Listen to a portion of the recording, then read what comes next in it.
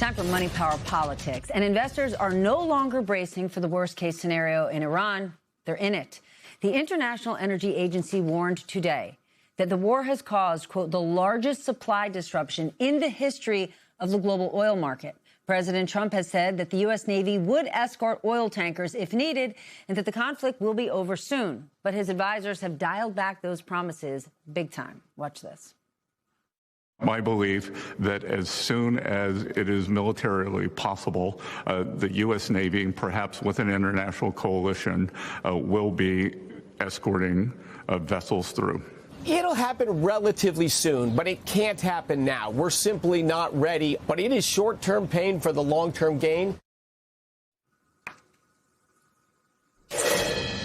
My dearest friend, Ron Insana, joins us now. He's a veteran financial journalist, dear friend of this show, and publisher of The Message of the Markets on Substack. It is a must-read, I promise. And Dan Dicker, who I have not seen in years, and you are lucky he's with us tonight, founder of The Energy Word. He has more than 25 years' experience on the floor of the New York Mercantile Exchange, trading energy futures, and has written multiple books on the energy markets. Ron, we are nearly 2 weeks into this conflict. There's no clear end in sight for this war and no clear path for reopening the strait. Where does that leave the U.S.? I know the whole investment community is saying this war is over.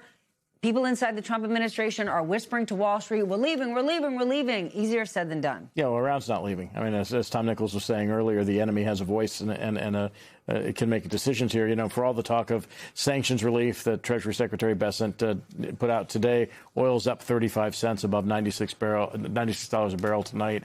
So the issue, in my mind, Steph, is whether we leave or not, oil prices are likely to trend higher because Iran may very well continue to attack oil fields, keep the Strait of Hormuz closed. As we saw even tonight, one missile may have entered Turkish airspace, which changes the calculus, at least to a certain extent, of some of this. So it may be over in the minds of some, but it may not be over in the minds of others. A former U.S. diplomat and Energy Department official told the New York Times, I want to get the quote right, this really is the big one. It is the emergency scenario everyone feared.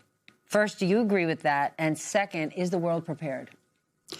I think the world is prepared. Well, the thing, I couldn't agree with Ron more. I think that the issue is not whether Trump leaves Iran. I think he'll leave Iran as soon as the pumps at the corner reach $4.50 a gallon. And he's very sensitive about gas prices. And as soon as they get there, Are they getting there? Oh, they'll definitely get there. This is not the kind of trade that goes away overnight. Remember, there's 100 million barrels of oil that hasn't gotten out of the Gulf that's supposed to hit a refinery in the next 2.5 weeks. Now, if that doesn't hit the refinery, that lack of oil is going to mean a lack of gas that's going to be immediate. Right now, we see gas at $3.50. That's mostly on speculation.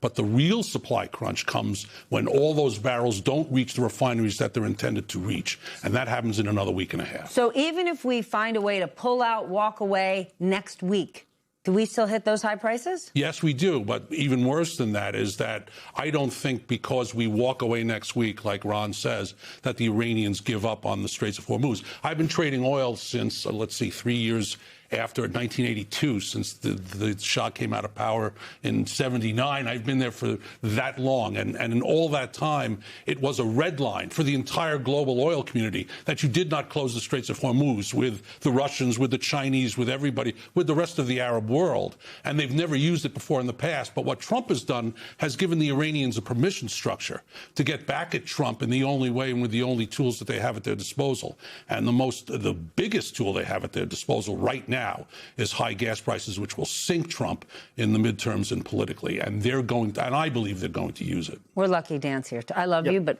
aren't we glad Dan is here tonight? I mean, that is. I was interviewing Dan when he was on the floor of the New York Mercantile Exchange. Let's be clear to our audience. We brought the master tonight. Yes. The energy crisis is also triggering an uptick in mortgage rates in the U.S. Can you explain what's going on? Sure. So in the bond market, where interest rates go up amid inflation concerns with oil prices and then by extension gasoline prices, diesel fuel, heating oil, jet fuel all go up in price. That puts upward pressure on consumer prices, on wholesale inflation rates. And so the bond market is beginning to reflect that more than concerns about weakness in the labor market. So you have the yield on the 10-year note now at 4.25%. That's pushed mortgage rates back above 6%. And so that is one of those, that's kind of the fulcrum point stuff where really buyers of homes have been reticent to cross that line when we go above 6%. When it comes under 6%, you see a little refinancing activity. You see some more interest in buying homes. When it goes back above, it starts to fall off again. So it's kind of the red line for home buyers, just like 450 may be the red line in gasoline prices. Secretary Bessent said that the Navy may be an international coalition. They're going to be escorting vehicles when it's military possible. You're obviously laughing at this. Do you think, do you think that's even possible? Will it take weeks or months? Does our economy have time? Like, do you buy this? Because I remind our audience, 2 days ago, the Energy Secretary, Chris Wright, posted a video that turned out to be untrue, saying that the Navy was already escorting tankers when they were not. One tanker. There's 60 tankers go through that strait every day. At its narrowest point, it's 21 miles wide. And you can take out a tanker. It's the most vulnerable ship in the world.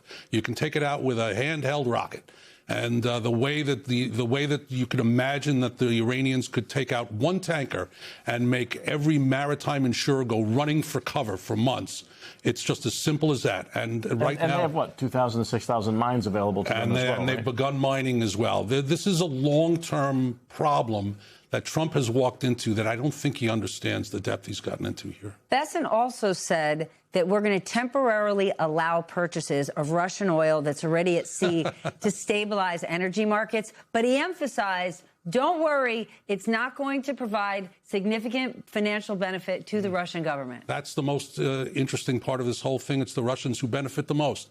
None of their oil is being blocked, so their supply is free to run. Everybody's dropping sanctions because they need the supply, and they're making an extra premium of about 50% on their oil per barrel every day, about $150 million extra per day on the oil they're selling right now. Mm-hmm. The Trump administration has bullied U.S. allies with tariffs and threats left and right since the president took office the second time. And now we are looking for help to contain the fallout of the war that we chose to start. What is your take on this? Well, we're putting in those tariffs, Section 122, Section 301 tariffs, to replace the tariffs that the Supreme Court ruled were illegal just a few weeks ago. And yes, we're looking for international help after we said the British were not terribly helpful allies. They were upset about that. The French, I mean, obviously, it's in Europe's interests to try to help, except it's very doubtful that they're going to lend a helping hand. And by the way, if we pull out, what naval escorts are we going to be using to get tankers through the Straits of Hormuz? I mean, there are so many, there's so much. They're calculating if we pull out, Iran is going to say, oh, no worries, everybody go. No. But they've already proven this is their greatest leverage point. Absolutely. And we don't really have anyone with substantial relationships with our European allies or in some instances allies elsewhere in the world at this point, with tariffs even being levied on Asian countries. You're undermining the diplomatic skills of Steve Witkoff and Jared.